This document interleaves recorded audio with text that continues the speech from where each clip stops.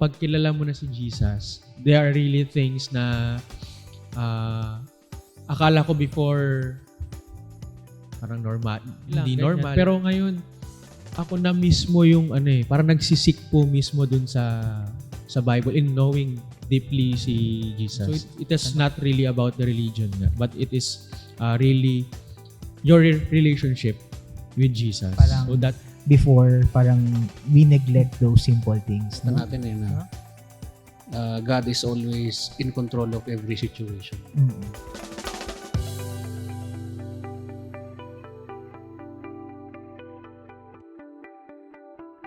Alright. Yun, thank you. Thank you sa pagbisita. Bisita. Nandito tayo, first ever. So, for introduction, introduce ko lang sarili ko. Ako si Vincent, isa sa mga ministers dito sa church, sa PVGC. Si Pastor Mo, pastor dito sa PVGC. And I'm Ivan, newly baptized dito sa PVGC. Alright, so again, thank Saan ba you. tayo titingin? Dito? Kahit saan siguro, Pas. Okay lang yan. So, siguro, unang question ko kay Ivan. So, when and how did you know about Jesus? Siguro sa when po. Way back kasi I'm a part of Youth for Christ. Ayan, para rin po malaman nila. Before, Roman Catholic po ako. So, I'm born and raised as a Roman Catholic. So, ayan. Dun sa school ko before, sa Cavite, bale, meron kasi dun na Youth for Christ or YFC. Then, yan. The activities are, yan, parang nag-praise and worship. So, dun unang parang, that is the season po na indulge ako sa mga activity with Christ. So parang dun bata pa lang, dun po ako na parang dun ko siya somehow nakilala.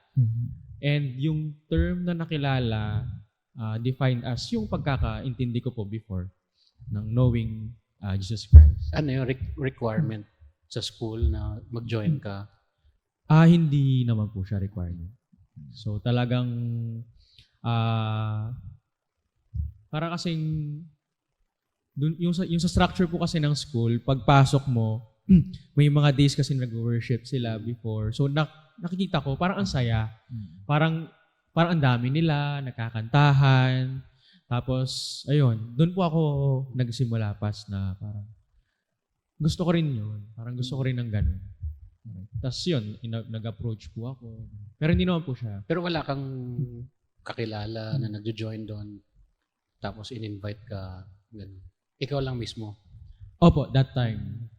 Medyo po kasi makapalang muka. So, parang, uy, Sali ako. Ganun. ay, parang ganun po. So, yun yung time talaga na parang napatanong sino si Jesus. Yes. So, parang ganun. So, yun nga, paano naging, part yung PVGC in knowing about Jesus?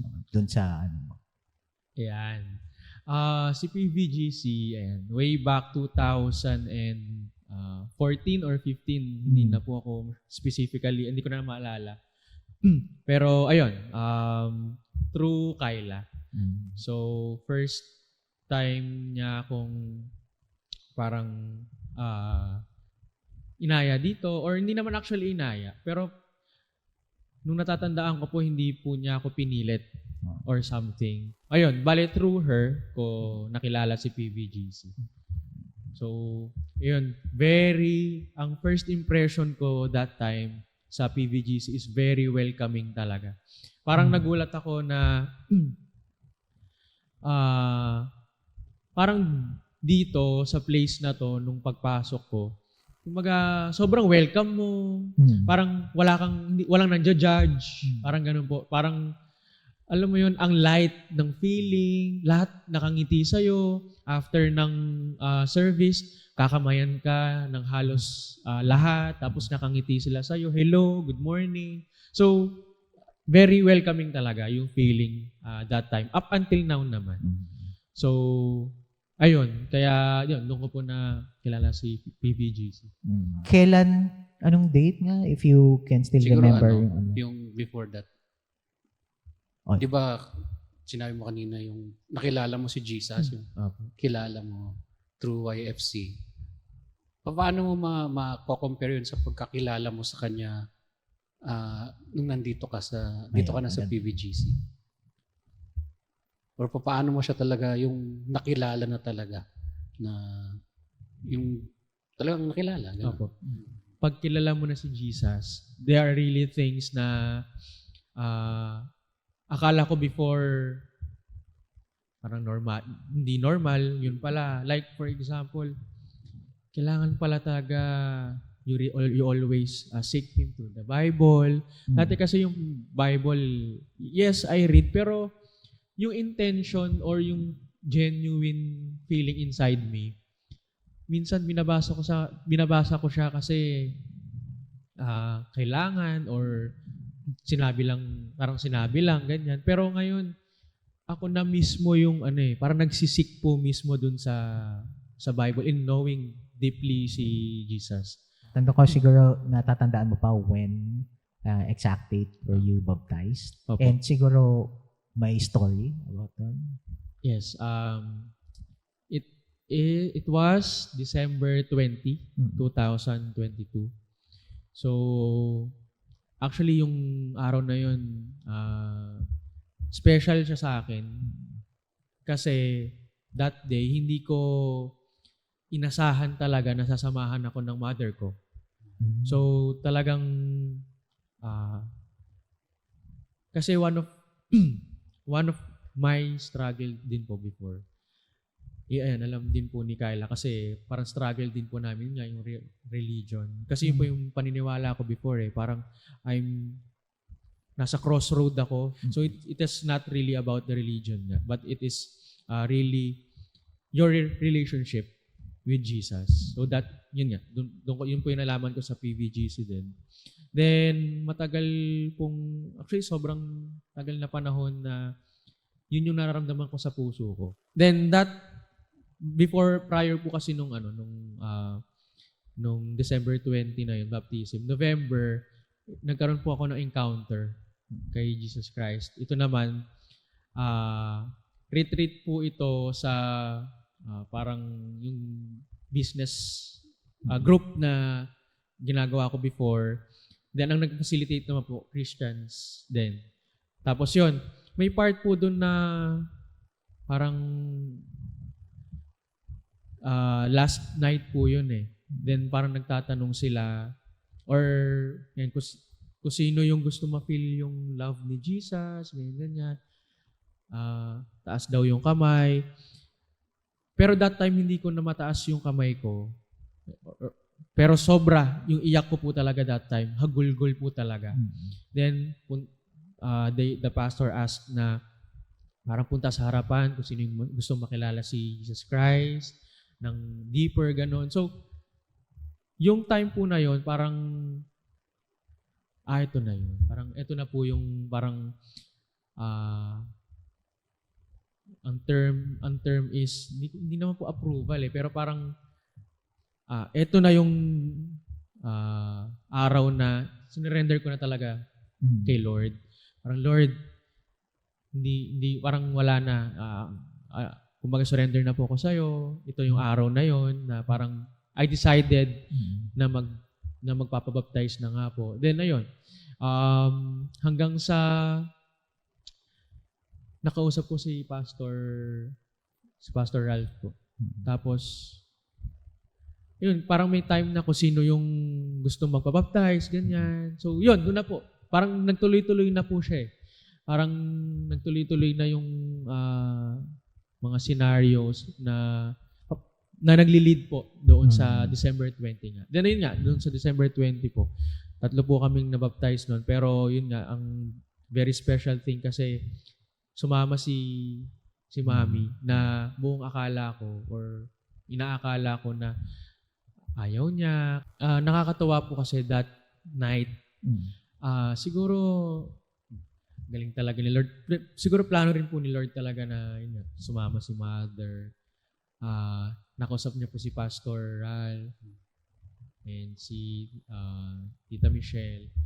And nagkaroon siya ng mga realizations or there are some yung nasa isip niya na parang na-debunk or medyo ganun pala. Or parang, hindi naman pala ganito, okay naman. Parang ganun po yung nung nag-uusap po kami sa car. So, I feel relieved talaga that time.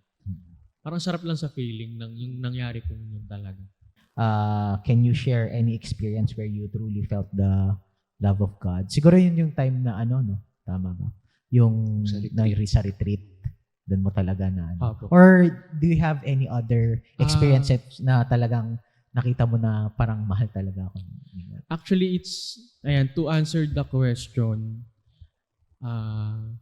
actually it's a season. Hindi po siya specific na araw or specific na pangyayari, pero naramdaman ko yung pagmamahal ni Jesus Christ, ni Lord.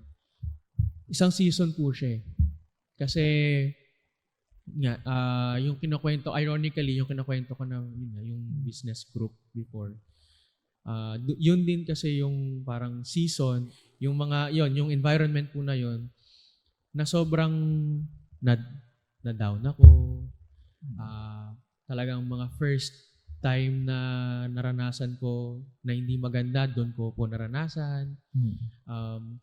Parang doon, sa labas, ang tingin ng tao sa akin, sobrang okay. In all aspects, ganyan. Pero deep inside me, or hindi nila alam, sa loob ko, talagang crumpled, distorted. First time ko rin pong naranasan yung depression that time. So, as in, sabay-sabay po lahat. Then, after that season, nung parang siguro ginawa ni Lord yun para maranasan ko yung love niya after po eh. Yun po yung na-feel ko that time eh. And yun nung nabaptize na ako and everything. Ang season po nito is from starting from March 2023, recent lang po. Dito na po nagsimula na tuloy-tuloy na po yung actually, blessings, tapos yung, parang yung feeling po na everything is really falling into its proper places. Yung lahat ng dinasal ko, tapos yung kumbaga yung pinapanalangin ko po na mga answers, lahat na sagot, and sobrang dami realizations po.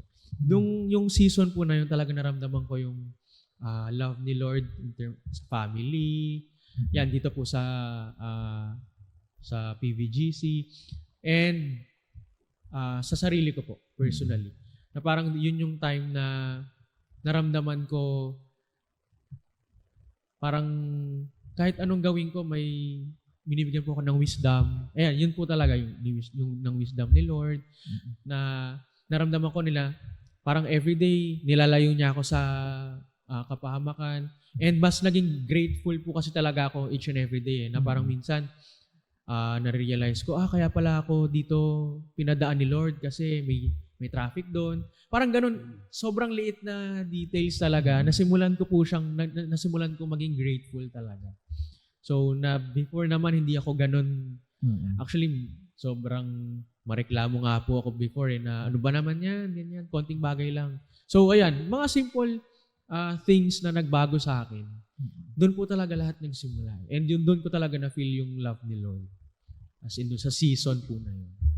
So, ayun po, medyo napahaba at. Okay lang. At least, para ma-share din sa iba. So, yung ganun, ang ganda na, no? Kasi parang before, parang we neglect those simple things, no? No? Na parang simula nung feeling natin ng mga ordinary days lang na yung pala God is even working on the ordinary days. Yes po, pa. Minsan hindi lang talaga natin kung nakakaligtaan nating pansinin, no? Na, oo nga, tama, no? Nilayo ako ni Lord's traffic, mga ganun na bagay, or tatawid na sana ako, ganun. Pero hindi ako tumawid, ganyan. So, minsan nakakalimutan natin na God is always in control of every situation.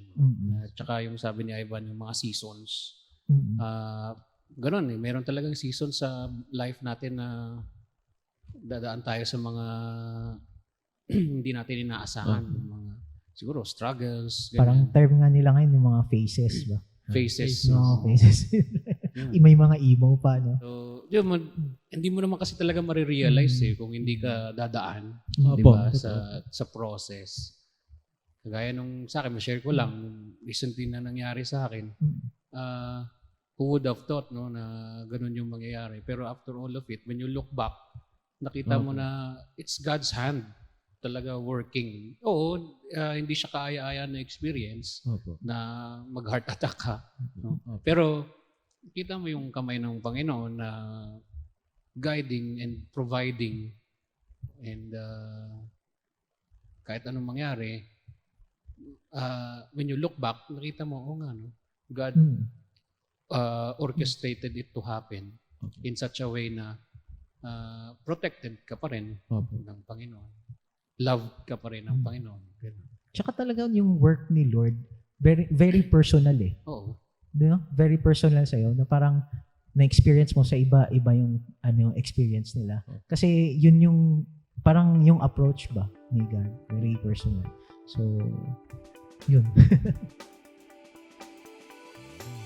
So, every day, it's a struggle, it's a battle. Pero we can always come out victorious. Na dito ka lang sa path na to. Kasi you are starting to somehow, kung di man inspire, nakikita nila sa'yo yung change. And pwedeng maging daan yon na makilala rin nila si Lord. Siguro the best way talaga to tell others about Jesus is the example of a changed life. Malaking part mo talaga si Kyla in introducing this life. So that's why whatever happens, yun nga, reminder sa atin palagi is just be still and trust in the power and yung sovereignty ng Panginoon.